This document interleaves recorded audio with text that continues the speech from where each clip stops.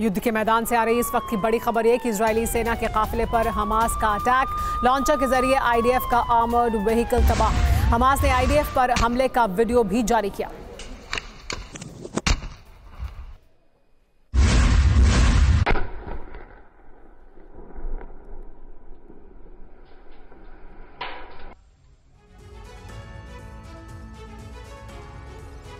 अड़तालीस घंटे पहले ईरान के टॉप कमांडर सैयद राजी मुसावी की मौत हुई, वो भी सीरिया की राजधानी दमिश्क में। जानते हैं मुसावी कैसे मारे गए। इजरायली सेना की मिसाइल स्ट्राइक में। लेकिन ये कोई पहला वाकया नहीं जब ईरान के किसी ताकतवर शख्स को इजरायल ने मारा हो।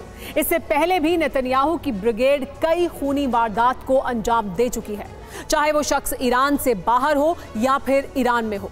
मगर अब इजरायल के नक्शे कदम पर नेतन्याहू को मारने का प्लान बन चुका है। नेतन्याहू को टाइम बम के जरिए उड़ाने का ब्लूप्रिंट भी तैयार है और इसके साथ साथ इजरायल पर एटमी हमले की तैयारी भी युद्ध स्तर पर जारी है। आखिर कैसे, देखिए इस रिपोर्ट में।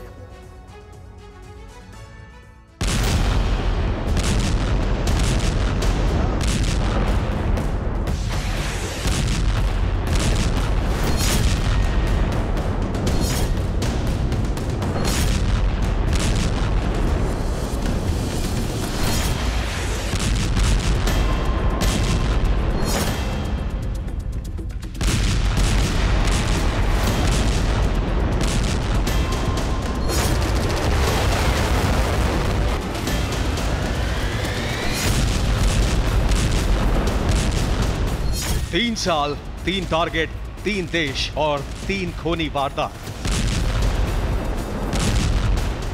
वो भी 3 अलग अलग तरीकों से।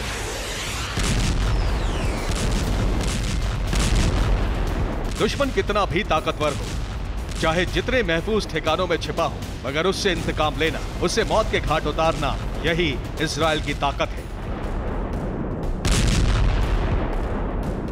इसी आक्रामक तेवरों के लिए वो जाना जाता है, यानी दुश्मन का हर हाल में खात्मा।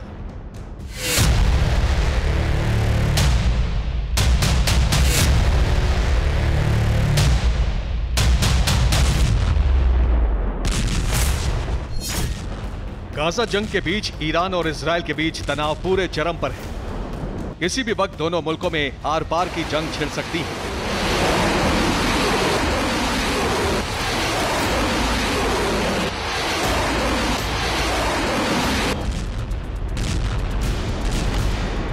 और जानते हैं इसके पीछे की वजह क्या है? बीते 3 सालों में ईरान के 3 ताकतवर शख्स की मौत।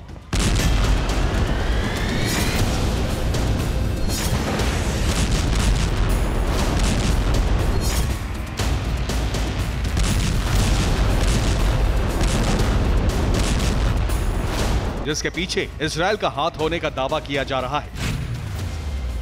मसलन इजरायल का पहला टारगेट नाम कासिम सुलेमानी, ओहदा ईरान के टॉप कमांडर, जगह बगदाद, इराक। इजरायल का दूसरा टारगेट नाम मोहसिन फखरीजादे, ओहदा ईरान के न्यूक्लियर साइंटिस्ट, जगह तेहरान, ईरान।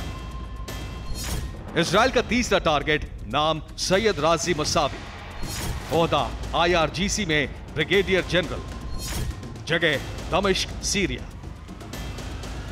पहले कासिम सुलेमानी,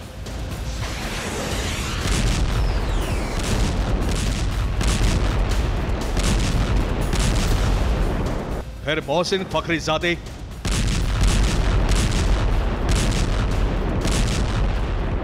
और अब सैयद राजी मुसावी की मौत। बीते 3 सालों में इजरायल ने ईरान के 3 ताकतवर शख्सों का खात्मा कर अपना रुख साफ कर दिया कि किसी भी कीमत पर नेतन्याहू ईरान को शक्तिशाली नहीं बनने देंगे। किसी भी कीमत पर अरब वर्ल्ड में ईरान का दबदबा नहीं बढ़ने देंगे।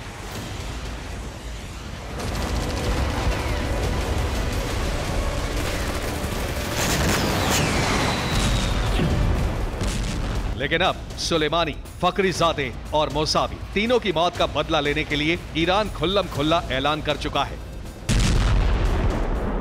दावा तो यहां तक किया जा रहा है कि ईरान जल्द ही इजरायल के खिलाफ मिलिट्री ऑपरेशन शुरू करेगा। इसके लिए प्रेसिडेंट रईसी ने तेहरान में टॉप सीक्रेट मीटिंग भी की है। जिसमें IRGC के कमांडर और प्रॉक्सी संगठन के लीडर शामिल हुए। IRGC के मोहम्मद रेजा जाहिदी को सैन्य ऑपरेशन की जिम्मेदारी दी गई है। सैयद राजी मुसावी की मौत के बाद मोहम्मद रेजा जाहिदी ही वो शख्स है जो ईरान की तरफ से सीरिया और लेबनान के प्रॉक्सी संगठनों से कोऑर्डिनेट करेंगे।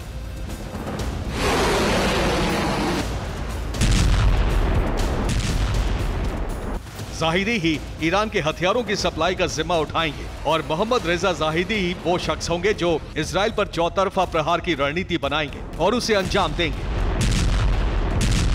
आपको बता दें, जैसे ही ईरानी प्रेसिडेंट रईसी और सुप्रीम लीडर खमेनी ने IRGC के मोहम्मद रेजा जाहिदी को इजराइल के खिलाफ मिलिट्री ऑपरेशन की जिम्मेदारी सौंपी,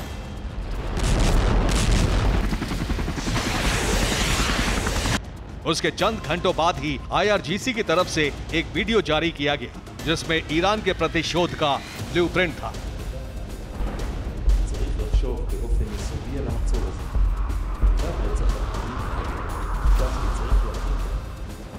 38 सेकंड के इस वीडियो में इजरायली PM का वॉर दिखाया गया, जिसमें नेतन्याहू अपने टॉप कमांडर्स के साथ युद्ध की रणनीति बनाते दिखे। मगर चंद मिनटों बाद कैमरे नेतन्याहू के सामने पड़ी टेबल के नीचे की तरफ मूव हुआ और जानते हैं वहां क्या लगा था? Time bomb. मतलब साफ है, जिस तरह इजरायल ने अमेरिका के साथ मिलकर ईरान के टॉप कमांडर्स और न्यूक्लियर साइंटिस्ट को मारा, ठीक वैसे ही अब ईरान का टारगेट सिर्फ एक है, इजरायल के प्रधानमंत्री बेंजामिन नेतन्याहू।